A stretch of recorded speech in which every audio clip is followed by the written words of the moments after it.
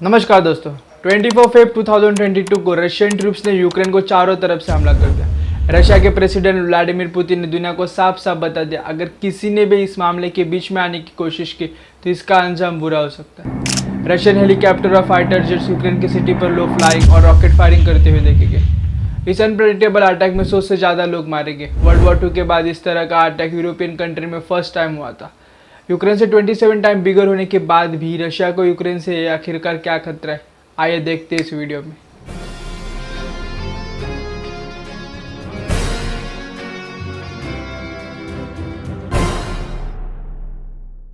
Soviet union का बढ़ता प्रभाव और वर्ल्ड वॉर 2 के खत्म होने के बाद 4 अप्रैल 1949 में नाटो यानी नॉर्थ अटलांटिक ट्रीटी ऑर्गेनाइजेशन की शुरुआत हुई।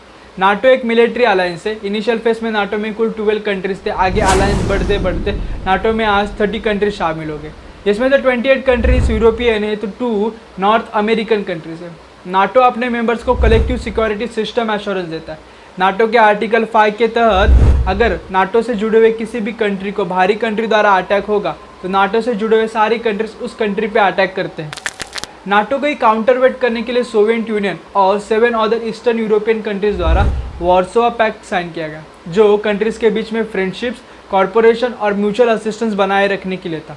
बट कोल्ड वॉर के खत्म होने के बाद सभी कंट्रीज वार्सो पैक्ट से विड्रॉ हो गए और वार्सो पैक्ट क्लोज हो गया। यूरोपियन कंट्री से जुड़े हुए कंट्री से बना हुआ यूरोपियन यूनियन में कुल 27 कंट्रीज है, जिसका कुल एरिया 16,34,469 स्क्वायर किलोमीटर्स तक है, जो आपसी सहमति से यूरोपियन कंट्रीज में इंपोर्ट और एक्सपोर्ट करते हैं। 8 फेब 1994 में फर्स्ट टाइम यूक्रेन और नाटो के बीच में शांति बनाए रखने के लिए पार्टनरशिप ज्वाइन की जाती है। 10 जुलाई 1994 में यूक्रेन में सेकेंड प्रेसिडेंशियल इलेक्शन लियोनिड कुमचा जीत जाते। लियोनिड कुमचा नाटो और यूक्रेन की मेंबरशिप पार्टनरशिप रिलेशन को स्ट्रांग रखने के लिए एक मीटिंग ऑर्गेनाइज करते हैं। 16 सितंबर 1994 में यूक्रेन के जर्नलिस्ट हेराची गोनगाडे सडनली डिसअपेयर होते, जो लियोनिड कुमचा द्वारा किए गए करप्शन को इन्वेस्टिगेट करते होते। आफ्टर 2 मंथ्स के बाद गोनगाडेस की बॉडी यूक्रेन के कैपिटल क्यू के जंगलों में मिलती है। एक रिकॉर्डिंग से पता चलता है कि लियोनिड कुमचा द्वारा गोनगाडेस को किल करने के लिए कमांड दिए गए थे और लियोनिड कुमचा को पावर से हटा दिया जाता। 2004 यूक्रेन के पॉलिटिक्स के इंपॉर्टेंट डे थे। एक तरफ विक्टर यानुकोविच जो प्रो रशियन और रशियन सपोर्टर थे, तो दूसरी तरफ विक्टर युशेंको जो यूक्रेन को नाटो और यूरोपियन कंट्री में शामिल करना चाहते थे। बट विक्टर यानुकोविच जो प्रो रशियन सपोर्टर थे वो इलेक्शन जीत जाते। विक्टर युशेंको के सपोर्टर इसे विरोध करते हैं कि ओटो की हेराफेरी और डरा धमकाया गया था। इसी के कारण यूक्रेन के कैपिटल क्यू में ऑरेंज रिवॉल्यूशन नाम से प्रोटेस्ट किया जाने लगा। यूक्रेन के हाईकोर्ट ने इस वोटिंग प्रोसीजर्स को अनडिक्लेयर और रिजेक्ट किया। सेकेंड रन ऑफ में युशेंको जीत जाते, बट इसी के कारण रशिया और यूक्रेन के रिलेशनशिप और ख़राब होने लगते। रशिया ऑयल और गैस की प्राइस इंक्रीज कर देता है और उसका सप्लाई कम कर देता है, जो रशिया ऑयल और gas Ukraine through other European country में शेयर करता था।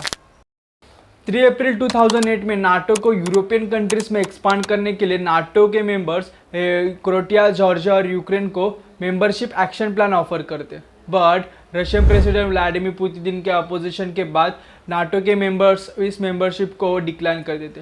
अगस्त 2008 में रशिया जॉर्जिया पर फर्स्ट टाइम अटैक करता है। 7 फेब 2010 को यानुकोविच जूलिया टिमोशेंको को डिफीट करके प्रेसिडेंशियल इलेक्शन जीत जाते, जो एक प्रो रशियन सपोर्टर थे। Recast himself the more open to EU integration और इसी के कारण यानुकोविच इलेक्शन जीत जाते। 21 नवंबर 2030 में यानुकोविच यूरोपियन यूनियन ज्वाइन करने से मुकर जाते और रशिया से क्लोजअप टाइप्स करते। इसी के परिणाम में यूक्रेन में 21 नवंबर 2013 के कैपिटल क्यू के इंडिपेंडेंस स्क्वायर में भारी मात्रा में लोग प्रोटेस्ट करने लगते। ये प्रोटेस्ट ट्विटर पे #यूरोमैदान नाम से पॉपुलर हो जाते। कुछ ही मंथ्स के बाद प्रोटेस्ट बढ़ के क्यू के अलावा कई और सिटीज़ में बढ़ता है। इसी को रोकने के लिए पुलिस और प्रोटेस्टर्स के बीच में फाइटिंग देखी गई। इसी के परिणाम स्वरूप 100 से ज़्यादा लोग और 13 पुलिस प्रोटेस्ट में मारे गए। प्रोटेस्टर्स की डिमांड थी कि यूलिया टिमोशेंको को जेल से बाहर निकाले, जो यानुकोविच को ऑफिस में अब्यूज करने के कारण डाला था। बट एक पॉलिटिकल मोटिवेटेड सीन था, टिमोशेंको को अपोजिशन पार्टी से हटाने के लिए किया गया था। और सेकेंड डिमांड यानुकोविच को पावर से हटाने के लिए, और इसके लिए 22 फेब 2014 में पार्लियामेंट में वोटिंग हुई और यानुकोविच को पावर से हटा दिया गया और टिमोशेंको को जेल से बाहर निकाला। प्रोटेस्ट खत्म हो गया। इस प्रोटेस्ट को द रिवॉल्यूशन ऑफ डिग्निटी के नाम से भी जाना जाता है। 23 फेब 2014 में रशियन प्रेसिडेंट व्लादिमीर पुतिन एक नाइट में मीटिंग ऑर्गेनाइज करते, जिसमें क्रीमिया को इन्वेट करने की planning security service of chief से की जाती है। 27 फेब 2014 में रशियन ट्रूप्स क्रीमिया के सुप्रीम काउंसिलिंग को इन्वेट करते हैं और 16 मार्च 2014 में क्रीमिया के इंडिपेंडेंस के लिए एक रिफरेंडम कंडक्ट किया जाता है। इस रिफरेंडम के रिजल्ट में 90% क्रीमियन पीपल उनके इंडिपेंडेंस के लिए वोटिंग करते हैं और 18 मार्च में क्रीमिया को इंडिपेंडेंस कंट्री ऐलान किया जाता है। बट यूक्रेन और यूक्रेन के पीपल इस इंस्ट्रक्शन को रिफ्यूज़ करते हैं और एक इंटरनेशनल लॉ जिसमें रशिया द्वारा किए गए टेरिटरी इंटीग्रिटी, जिसमें 1994 का बुडापेस्ट मेमोरेंडम, इन सब का वियोलेशन किया गया। United nation of general assembly Russia को G8 से सस्पेंड कर दे और रशिया पर फर्स्ट सैंक्शन लगा दे और साथ ही में रशिया द्वारा किए गए रेफरेंडम को और इंस्ट्रक्शन को रिफ्यूज़ किया जाता है। 25 मई 2014 में पेट्रो पोरोशेंको प्रेसिडेंशियल इलेक्शन जीत जाते हैं और प्रॉमिस करते हैं कि यूक्रेन की इकोनॉमी स्टेबल और करप्शन लेस करेंगे। इसी को ही सपोर्ट करने के लिए यूएस के प्रेसिडेंट बराक ओबामा उनकी हेल्प करते। But petro Poroshenko Russian president Vladimir Putin के दबाव में आके यूरोपियन यूनियन से एग्रीमेंट साइन नहीं कर।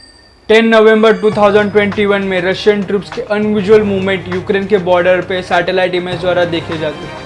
28 नवंबर 2021 में यूक्रेन रिपोर्ट करता है कि 92,000 से ज़्यादा रशियन ट्रूप्स यूक्रेन के बॉर्डर पे तैनात किए गए। 7 दिसंबर 2021 में US president Joe Biden Russian president Vladimir Putin को वार्न करते कि अगर रशिया ने यूक्रेन को इन्वेट किया तो रशिया को इकोनॉमिक सैंक्शन और पनिश किया जाएगा।